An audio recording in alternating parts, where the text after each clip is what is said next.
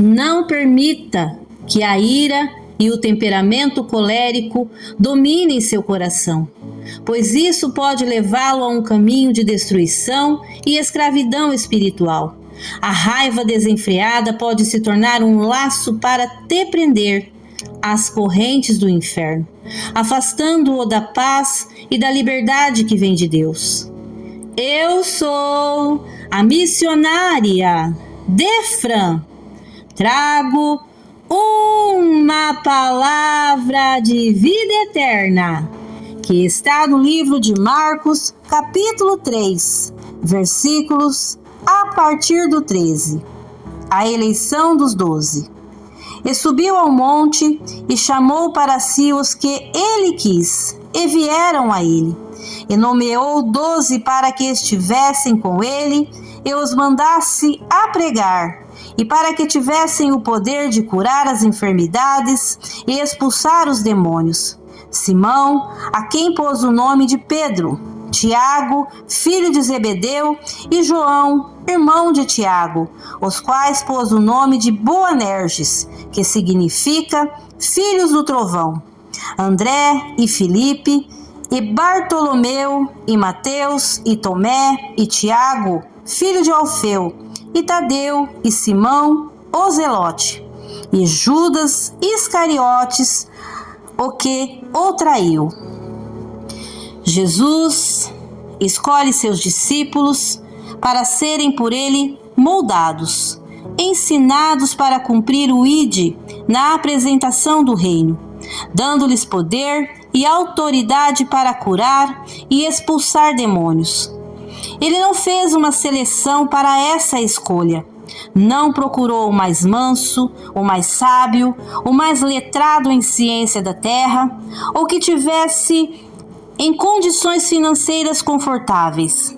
Não, Jesus chamou homens de vida simples, comum, como pescadores, sem muito conhecimento, com caráter duvidoso, como Judas Iscariotes, o que o traiu. Assim, ele, Jesus Cristo, fez para que ficasse registrado que ele chama e ele molda. Venha como estás, mas não permaneça como chegou. Cumpra a vontade do Pai que o chamou para Cristo.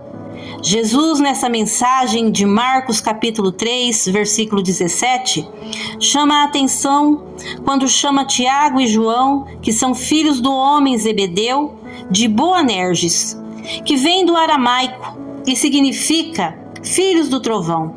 Provavelmente, ao que indica, Jesus deu esse apelido a esses homens por causa dos seus temperamentos e personalidades, sendo afoitos, impacientes e até mesmo coléricos. E quando conhecemos um pouco mais dos discípulos, vemos que não eram só os dois com temperamento explosivo. Encontramos outros, mas esses dois, aparentemente, eram mais complicados. Vamos se dizer assim: Judas Iscariotes era de intenções malignas, e é outra história. Mas vejam que Jesus não deixou nenhum de fora dos mesmos ensinamentos. Todos o seguiram e o Senhor não deixou de insistir com nenhum. Mas um não se deixou ser moldado pelo Espírito Santo. Ele tinha o livre-arbítrio.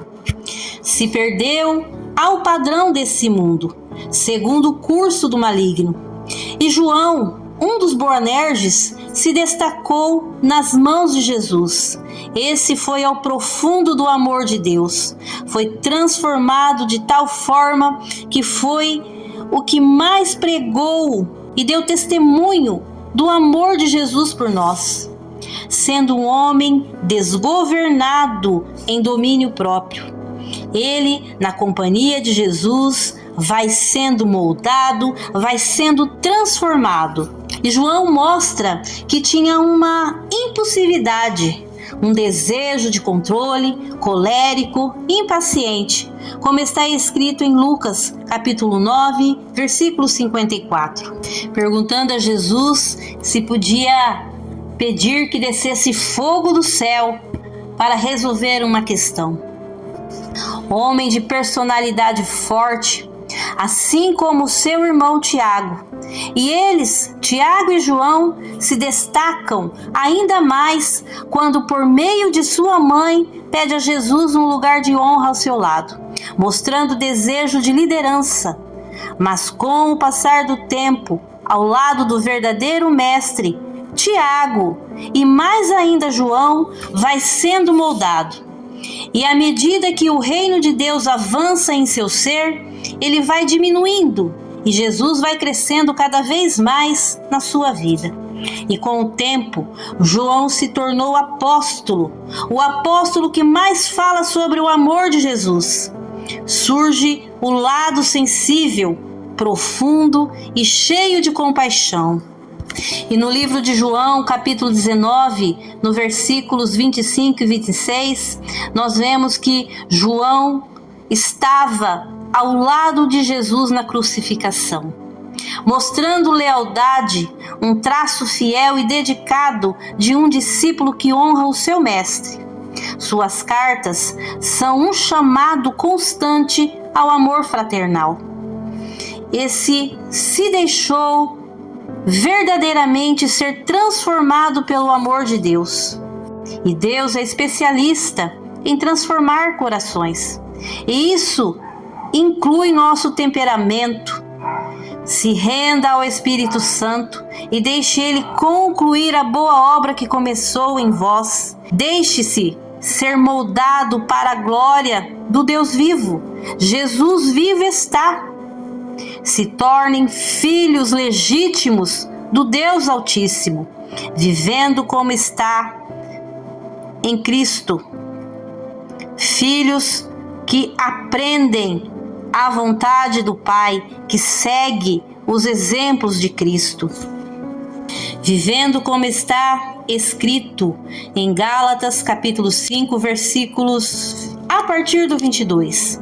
Mas o fruto do Espírito é caridade, gozo, paz, longanimidade, benignidade, bondade, fé, mansidão, temperança. E contra essas coisas não há lei. Jesus não escolhe com base nas aparências ou habilidades humanas, mas sim chama e molda aqueles que estão dispostos a seguir Ele, seguir na palavra. Ele vê o potencial de cada um de nós e nos convida a nos render ao seu Espírito. Em 1 João, capítulo 4, versículo 20, está escrito: se alguém disser, eu amo a Deus, mas odiar seu irmão, é mentiroso. Pois quem não ama seu irmão a quem vê, não pode amar a Deus a quem não vê. Que o Senhor abra os vossos olhos espirituais, dando a capacidade de compreender a palavra dele exatamente como ela é, para que o amor dele penetre, invada o seu coração. Deixando mais um versículo, Gálatas capítulo 6, versículo 10. Então, enquanto temos tempo, façamos o bem a todos, mas principalmente aos domésticos da fé. Façamos o bem a todos. Senhor Jesus, peço que o Espírito Santo nos molde e nos transforme, assim como trabalhastes em João.